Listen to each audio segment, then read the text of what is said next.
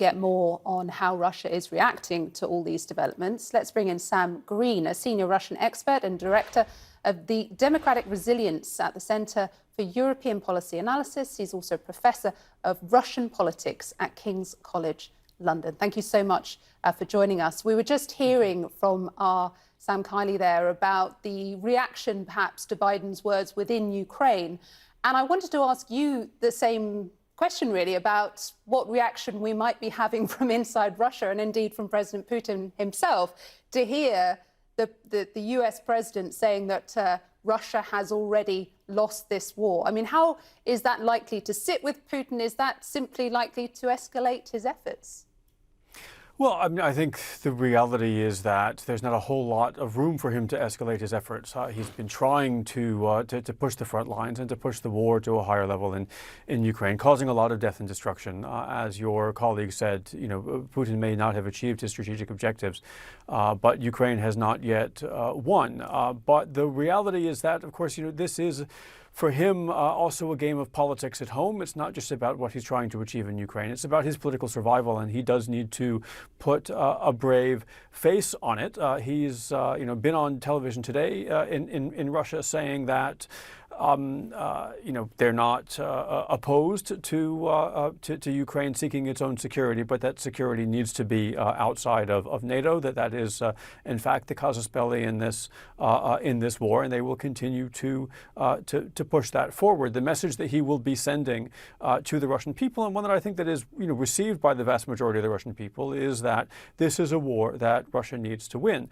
The challenge for him is to communicate that this is a war that Russia is capable of winning, and that's the message that has been punctured a bit by people like General Popov, people like Prigozhin, and others increasingly visible in the military establishment. Yeah, I was going to say that message being complicated really by what is going on with his Russian generals. I mean, just this week alone, we've had one really disappear from view, one's been fired, and earlier this week, one was killed in an airstrike while out jogging.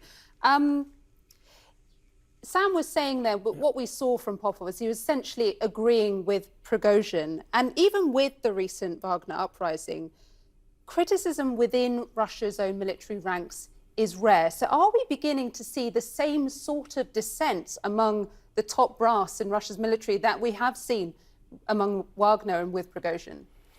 Well, certainly Popov's statements do give us some evidence that the sentiments that Prigozhin was reflected are not just the sentiments of a rogue leader or of a mercenary group, but in fact are shared broadly within important and very high-ranking segments of the Russian military.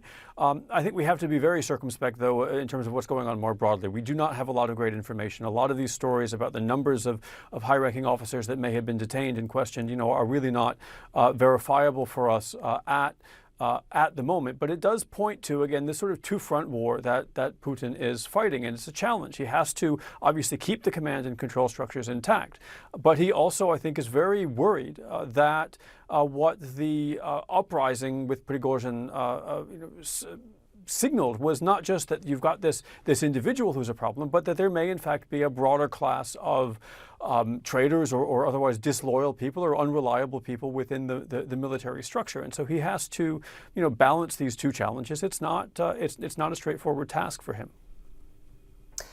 Sam Greene, no doubt we'll be talking about this again. It seems to be an ongoing theme with the Russian military, but we appreciate your thoughts for now. Thanks so much.